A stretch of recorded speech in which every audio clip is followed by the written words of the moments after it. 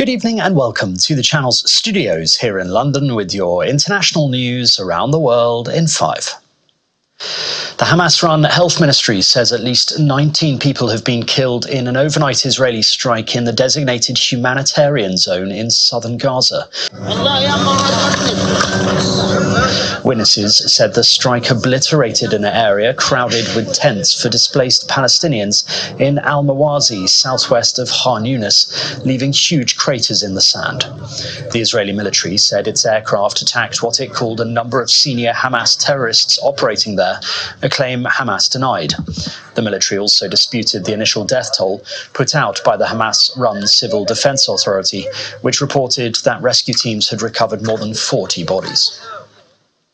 Russian officials say they have shot down 144 Ukrainian drones around the country overnight in a wave of attacks that have killed one woman, set residential buildings on fire and grounded flights in Moscow. The governor of Moscow, Andrei Vorobyov, said several flats in 2 high-rise apartment buildings in the Ramenskoye area in Moscow were set on fire. Ukraine has so far not commented on the attacks, but the Kremlin on Tuesday said the attack showed Ukraine was Russia's enemy. State media reported that the strikes shut down 4 airports in Moscow, and more than 30 domestic and international flights that served the Russian capital were suspended. A Kenyan hospital official has said the former boyfriend of the Ugandan Olympic athlete Rebecca Cheptegei, who killed her by setting her on fire, has himself died from burns sustained in the attack. Dixon Undima ambushed the marathon runner as he returned home from church more than a week ago. He then doused her with petrol and set her ablaze. Local administrators said the two had been in conflict over a small piece of land in northwest Kenya where Cheptegei lived and trained. Undima died on Monday night at the intensive care unit where, according to the hospital, he had been admitted with burns on more than 40% of his body. SpaceX's Falcon 9 rocket carrying 4 private citizens has launched into space, where the crew will spend 5 days and attempt the world's first private spacewalk. 4, 3, 2, 1. The mission is funded by billionaire Jared Isaacman and is the second privately crewed mission from SpaceX, the spaceflight company founded by Elon Musk.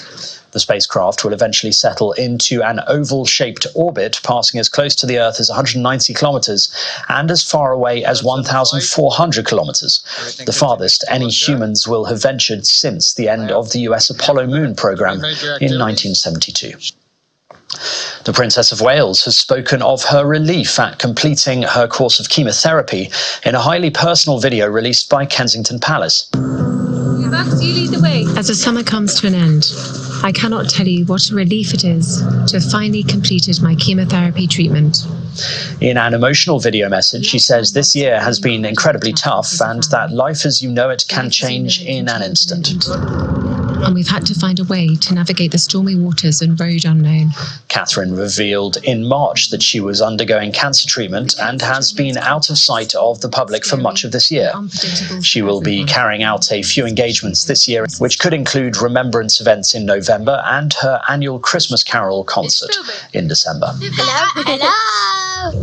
It's such huge and welcome news. And it comes at a time where a lot of people have been speculating why they haven't seen Kate out. The kids are back in school, William's returned to royal duty, and so there are a lot of questions of where Kate is. And so now that we've heard from her personally and the most intimate glimpse into her and her family's life, and so for now to be on the other side of her chemotherapy and looking forward to returning to work, but still focusing on her recovery and noting that there's a long road ahead.